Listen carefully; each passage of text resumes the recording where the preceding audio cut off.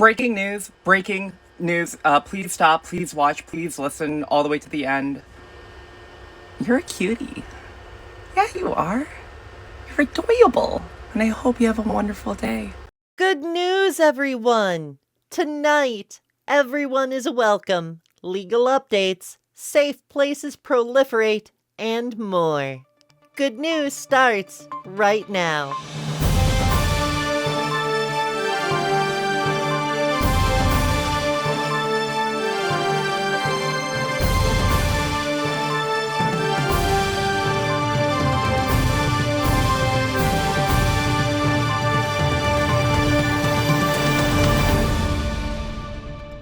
We will not take a lecture on decorum from a party that incited an insurrection. I appear to live rent-free in the minds of some of my Republican colleagues. I wish that they would spend even a fraction of the time that they spend thinking about me, thinking about how to lower the costs for American families. I wish they would spend a fraction of the time that they spend thinking about me, figuring out how to make government actually work better, rather than making it work worse in order to prove that government can't work. They are obsessed with culture war issues. The Republican Party is obsessed with culture war issues. It is weird and it is bizarre, and the American people deserve serious legislators, serious elected officials who are focused on bringing people together to deliver real results for the American people, not to play games and not to engage in schoolyard taunts. It's great to see Representative McBride starting to take a stand. Here's your friendly reminder that, as reported last year on this program, both the 4th and 11th Circuit Courts have ruled that intentional misgendering violates Title VII and constitutes a hostile work environment. No employer's policy, even if it is the House of Representatives, supersedes Title VII. Just keep that under your hat in case your employer draws inspiration from the nonsense going on with congressional leadership.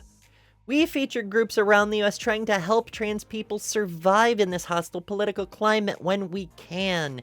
This week, we're off to Ohio, a state that has become aggressively harmful in recent years and stands to run even more red under the new administration.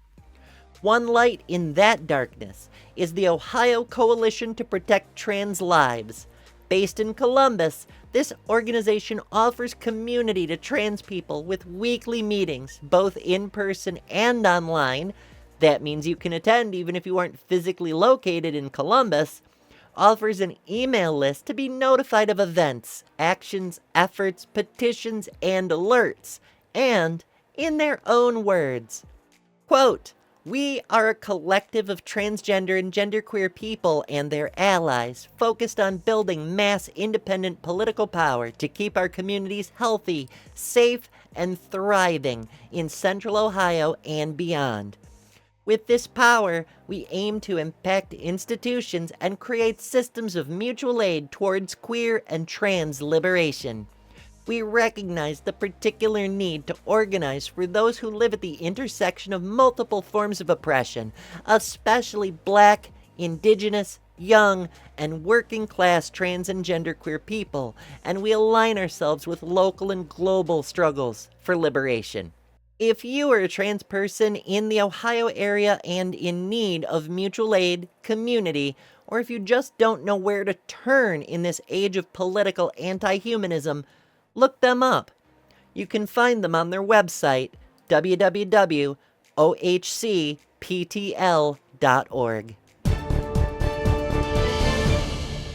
More trans-positive news from Europe this week as the EU court issues a ruling that member nations must update the citizen registry of transgender residents in compliance with the GDPR. That is to say, the General Data Protection Regulation mandates that countries must keep accurate records pertaining to the personal information of people living in the European Union. Several countries with a more conservative political element have long refused to recognize gender correction requests on religious grounds. a position the court has found to be a dereliction of duty.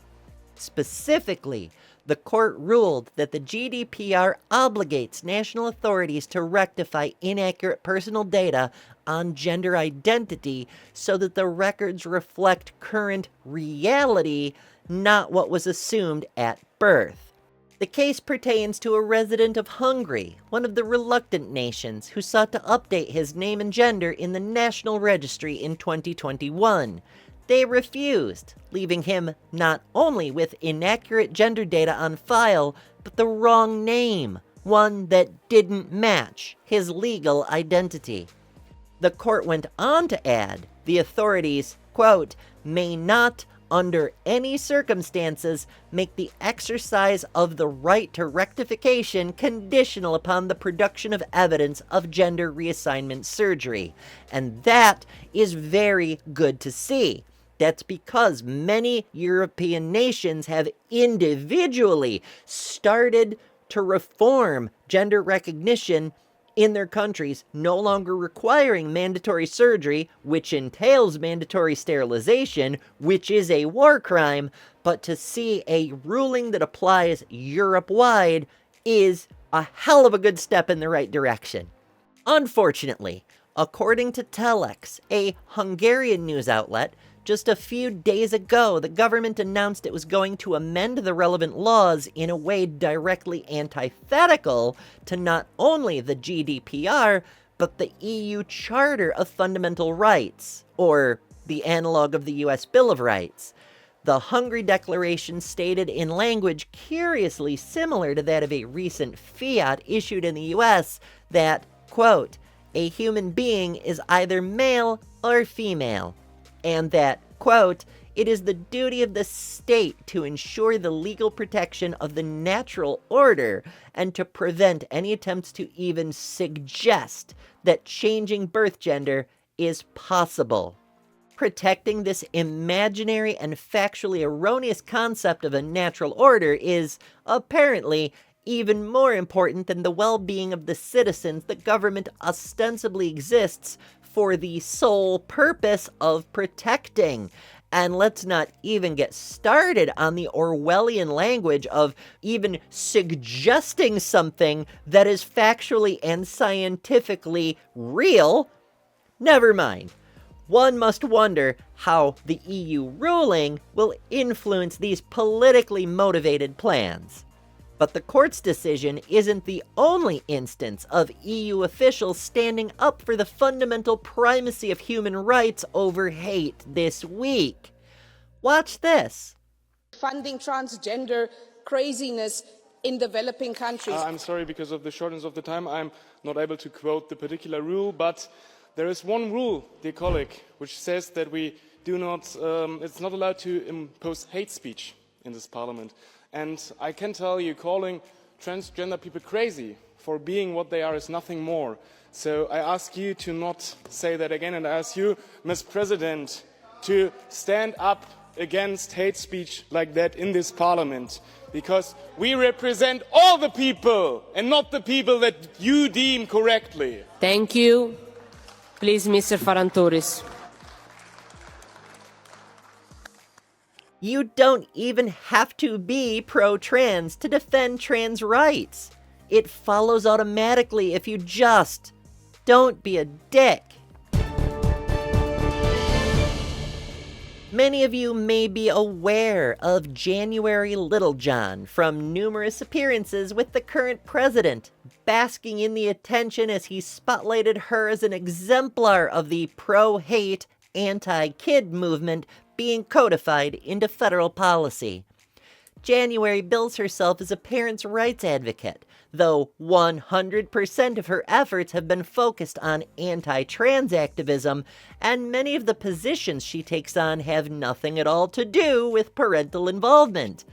She initially came to fame among the bigot brigade when she sued her local Florida school district for, checks notes, compliance with state and federal law concerning the fact she wasn't notified by the school that her trans child was trans.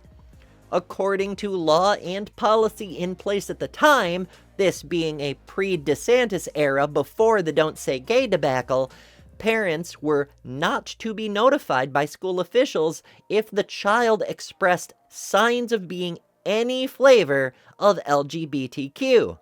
That because, according to court documents, quote, 40% of homeless youth are LGBTQ+, many of whom have been rejected by their families for being LGBTQ+. Outing students to their parents can literally make them homeless. It should be noted that January was already aware her child was trans. The child, identified as J in the court records, had, by January's own assertion, told their parents about their identity and social transition. January forbid any such thing at home, but school was another matter. She did, again according to court documents, attempt to forbid the school from allowing her child to express themselves appropriately. But it turns out stomping your foot and demanding to speak to the manager doesn't actually carry any legal power to compel school employees. So, in actuality, her real complaint was that the school didn't do what she wanted in violation of the law. This claim of being wronged on the basis of parental rights because she wasn't notified is just the angle she was working to try to win financial compensation for her hardship in the situation. I wonder if children have standing to sue parents for undue hardship in Florida. In any case, she lost in the district court last year, as reported previously on the Transpositions. And now, the 11th Circuit Court has affirmed that loss, and laughed at her ridiculous behavior for 169 pages in their ruling. It really is quite delightful. We can't read out such a lengthy decision on this program, of course, but here's one highlight where the court goes to great lengths to explain why not getting your way does not mean a crime was committed. Quote, even if the Littlejohns felt that defendants' efforts to help their child were misguided or wrong, the mere fact that the school officials acted contrary to the Littlejohns' wishes does not mean their conduct shocks the conscience in a constitutional sense, Judge Rosenbaum wrote. In a concurring opinion, Trump-appointed Judge Kevin Newsom wrote that rulings on matters of constitutional rights are based on whether the acts in question are unconstitutional, not what a private individual might wish. What makes this two-time loser's defeat doubly sweet is that the 11th Circuit, which handles cases in Florida, Georgia, and Alabama, is notorious for rulings antagonistic to the GSM community. Whether this is a sign of change in the winds in the Deep South, only time will tell. But for today, that this aggressively loud hate-monger did not get her way is undeniably good news. Last week, Boston joined the growing list of municipalities that declared sanctuary status for the LGBT community. Boston is home to the 10th largest LGBT population in the U.S., with over 186,000 residents, according to a Williams Institute 2021 survey. A press release by the city council states, quote, the city's rich history with the LGBTQIA2S+ community is rooted in both resilience and progress. Boston was the birthplace of the internationally recognized Transgender Day of Remembrance, which honors the lives of Black transgender women such as Rita Hester, Monique Thomas, and Chanel Pickett, whose tragic deaths sparked a movement to raise awareness about the disproportionate violence faced by transgender individuals, particularly transgender people of color. It goes on to say that the city specifically intends to protect transgender and gender-diverse people. Quote, taxpayer-funded agencies will not comply with federal efforts to strip resources that safeguard their rights. The city also notes that attacks on LGBT people do not exist in isolation. Policies targeting us are also routinely weaponized against access to healthcare, reproductive services, HIV prevention, and civil rights, including legal and bodily autonomy for all citizens. But what is a sanctuary city? There isn't a single legal definition, so the policies that characterize sanctuary status vary by jurisdiction. In general, sanctuary status signifies a set of policies that restrict local law enforcement or other agencies from assisting federal agents in executing specific harmful measures.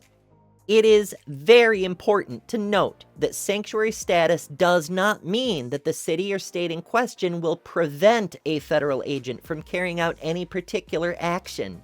It only means they won't help them. Some example policies might include directing law enforcement to not question a person's status as it relates to the kind of sanctuary declared. For example, in an immigrant sanctuary, which Boston also is, police would not ask questions about a person's immigration status. Policies might also mean a refusal to hold an individual beyond the requirements of legitimate law enforcement activity at the request of a federal agency for purposes unrelated to that action, such as detaining a person who had been picked up for questioning because the U.S. Marshals want them held for also being a drag performer. It can also include a refusal to share information with federal authorities or other efforts, which essentially boil down to not doing the Fed's job for them. Again, this does not mean preventing any agents from executing orders, even if the actions they're taking are illegal or immoral. It only means not helping them. The purpose is to protect the community by protecting individuals. By not turning immigrants into ICE, for example, it makes it possible for immigrants to call the police for help when needed. They prevent the separation of families. They put the focus of government resources on addressing the needs of the citizens rather than allowing them to be usurped to further a political agenda from Washington. But again, the specific policies entailed by sanctuary status vary greatly. Be sure you know which policies are in force in your city before relying on a particular protection that might not be there. That said, seeing another of the U.S.'s major municipalities taking a stand to protect all its citizens is, of course, extremely good news. And we might take this moment to reflect on the cities and states that have not yet joined the effort. What are they waiting for? There's an uproar in Idaho over one teacher's refusal to hate kids. This video from David Begnaud explains. So this teacher in Idaho got in trouble for posting this. A sign which says, in this room, everyone is welcome, important, accepted, respected, encouraged, valued, equal. And this, everyone is welcome, with hands of different skin tones.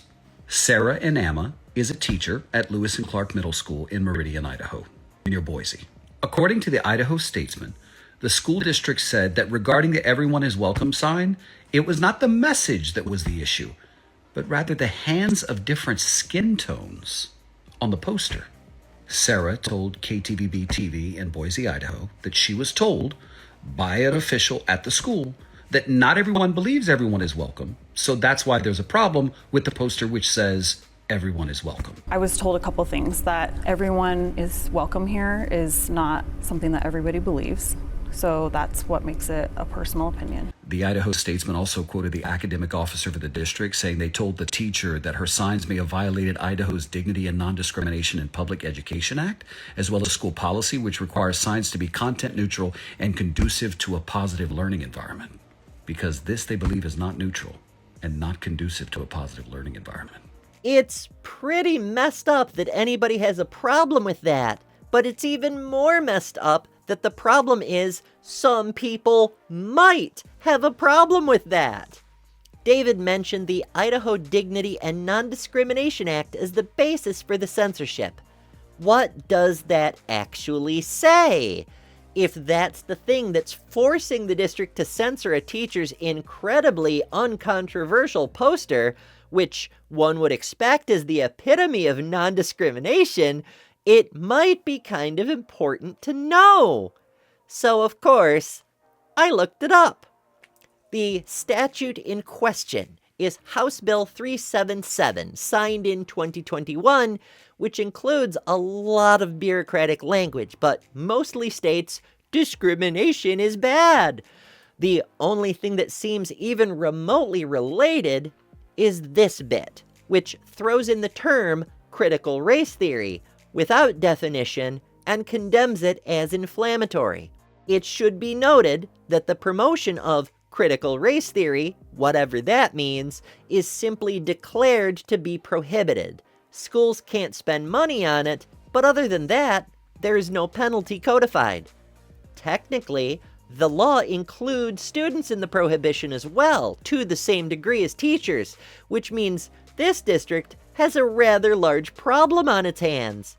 That's because, since this is good news, you know there's a positive part coming, the students are not having any of it. How am I supposed to go to school knowing that I might not be welcome into a classroom because of who I am? Support our teachers! Support our teachers! Support our teachers! No way is it political. It's saying everyone is welcome. It's not saying only black people are welcome or only white people. It's saying everyone. It doesn't matter who you are. Kindness is not a political message. How are we supposed to learn if we cannot even feel safe in our classrooms? Just because we are different does not mean we are not welcome. The company making Everyone is Welcome Here t-shirts, Brigade Screen Printing, they sent us this picture this afternoon of their staff. Their staff, by the way, they are all West Ada moms, and they are proud to be making these t-shirts. People all over the world have reached out to Sarah expressing support, and those print shop moms report that as of last week, they've received over 1,800 orders for shirts expressing solidarity. We think that's just wonderful. So if you want to join the global effort to violate Idaho's ban on welcoming people, we've created a simple and easy to remember web link to take you right to the ordering page for those shirts. It's everyoneiswelcomeshirt.com. To educators like Sarah and Nama, who are standing strong to protect children from the politicians policing what kinds of kids are welcome in classrooms, vive la resistance! If you enjoy content like this, be sure to subscribe. The Transpositions Weekly is the first and only trans news show in the universe. And we need your support to keep this show going. Contribute at patreon.com/thetranspositions. Spread the word all over social media to let people know we're here. Use those share buttons and tell us what stories matter to you by joining the community on Discord. Discord, of course, is where the memes live. And our meme of the week was posted by Bumblebee. And if you want to be one of the herd of honkers intimidating the rampaging raptors, join us. Also, if you have good news concerning trans people you'd like to see reported on, you can tell us about that in the Discord as well. For the Transpositions, I've been Ember Belrad.